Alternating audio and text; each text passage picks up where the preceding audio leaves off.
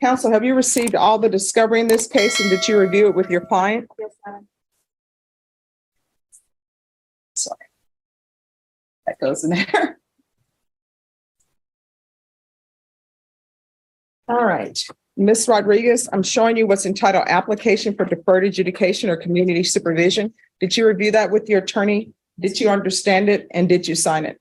Yes, ma'am. Court will find that the state is in compliance with discovery. Showing you what's entitled True Bill of Indictment. Did you review that with your attorney? Did you understand it? You're going to need to speak up. Yes, ma'am. Counsel, do you waive the reading of the indictment? Yes, we do, Your Honor. State, are you proceeding on the indictment as presented? We are, Your Honor. Ms. Rodriguez, I'm showing you what's entitled Court Admonishments and Defendant's Waivers and Affidavit of Admonitions. Did you review that document with your attorney? Did you understand it? Did you sign it in all the appropriate places? Did you understand you're charged with offense of injury to the elderly bodily injury? That's a third-degree felony. The range of punishment is anywhere from 2 to 10 years in prison and up to $10,000 fine. Did you understand? Yes, ma'am. If you have a plea bargain agreement with the state, the court does not have to follow your plea. If for any reason the court doesn't follow your plea and gives you more than you bargained for, the fact that you entered a plea will not be used against you and you will be allowed to withdraw your plea. Did you understand? Yes, ma'am. Did you understand you have a right to jury trial, a right for you or your attorney to cross-examine and confront any witnesses the state will call them and right to remain silent? Yes, ma'am. Did you understand by entering this plea bargain agreement, you were giving up those rights? Yes, ma'am. And did you intend to give up those rights and enter into a plea in this case? Yes, ma'am. Did you understand if the court were to grant your application for deferred adjudication, if for any reason your deferred adjudication were revoked, the court could find you guilty and sentence you up to 10 years in prison and up to a $10,000 fine? Did you understand? Yes, ma'am. Counsel, has your client been able to provide you with any defenses? Yes, she has. Do you believe she has a rational as well as a factual understanding of the charges against her? Yes, I do. Do you believe she's currently competent and was legally sane at the time of the offense? Yes, I do. Ms. Rodriguez, has anyone threatened you, coerced you, or placed you in fear to get you to enter this plea? No, ma'am. Has anyone promised you anything other than the plea? No, ma'am. Are you satisfied with the way you've been represented? Yes, ma'am. Are you a U.S. citizen? Yes, ma'am. Court will find that defendant has knowingly and voluntarily waived her right to jury trial. Showing you the plea bargain page. Did you review that with your attorney? Did you understand it? Yes, ma'am. According to the plea bargain agreement, the fine is to be $400. The state recommends deferred adjudication. There's to be restitution to Delia Games. Did you understand that to be the plea? Yes, ma'am. Defense? That's correct. State? Yes, Your Honor. Showing you the paragraph entitled Waiver of Appeal paragraph. Did you review that paragraph with your attorney? Did you understand it? Did you sign it in both places? Yes, ma'am. Did you understand by signing that you're waiving your right to appeal? The only items that can be appealed are written pretrial motions that have been filed, heard, and ruled upon by the court. Did you understand? Yes, ma'am. Counsel, are there any such motions?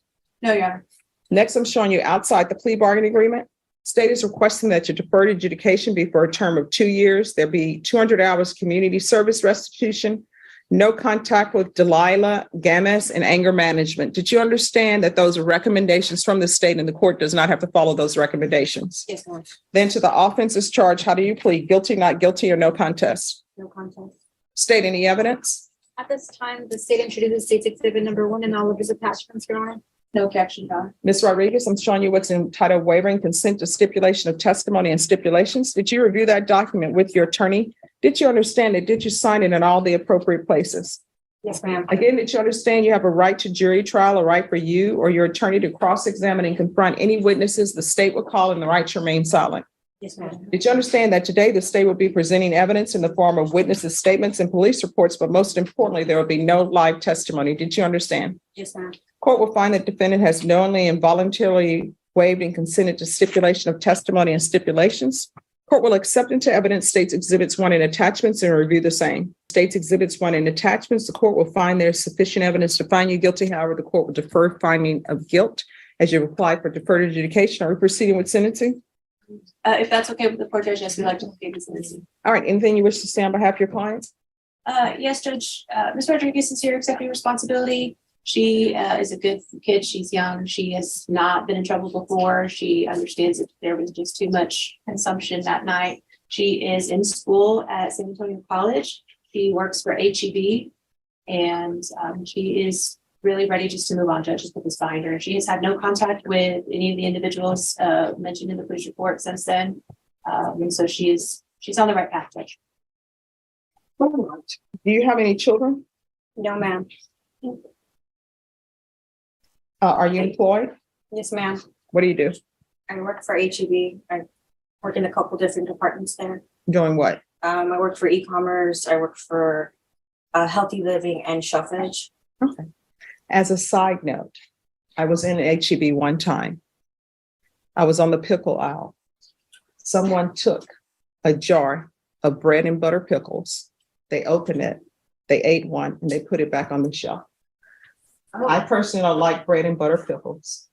Now, I did tell the store manager, this person just pulled this off the shelf and put it back. Whether they removed it or not, I don't know.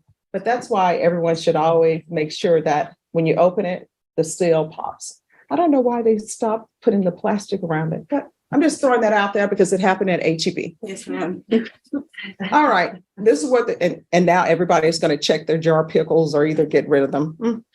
All right, the court is going to sentence you to a $400 fine. That will be probated. 2 years deferred adjudication. There's to be no contact with Delilah Gamas or Richard Ortiz.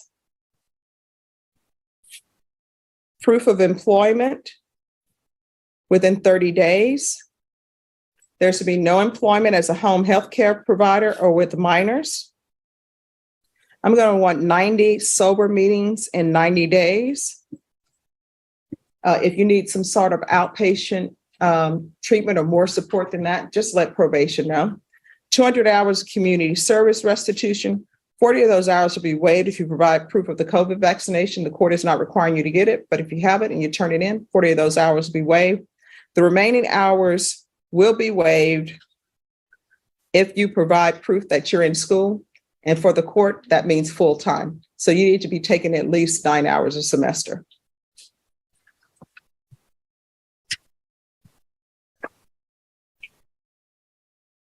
And there will be regular reporting by Zoom or in person, and regular UAs and anger management. Is there anything else that you need from the court to be successful?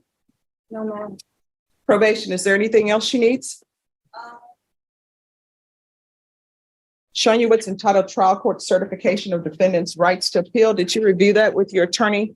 Did you understand it and did you sign it? Yes, I did. All right, because this is a plea bargaining agreement, because I followed your plea bargaining agreement, and because you waived your right to appeal, you do not have the court's permission to appeal. Do you understand? Yes, ma'am. All right, we can go off the record. Here's the thing, young people, how old are you? I'm 28. Oh, okay, I'm thinking I'm speaking to an 18-year-old. All right, you should know better. Yes, ma'am. All right.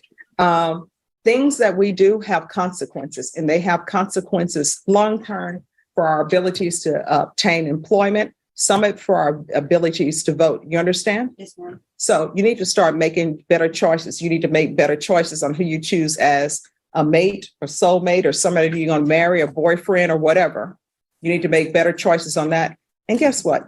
Don't go to somebody else's home and be intoxicated. Be intoxicated at your own home if you're going to be intoxicated. Do you understand? All right. Good luck to you. And thanks for dressing appropriately for court.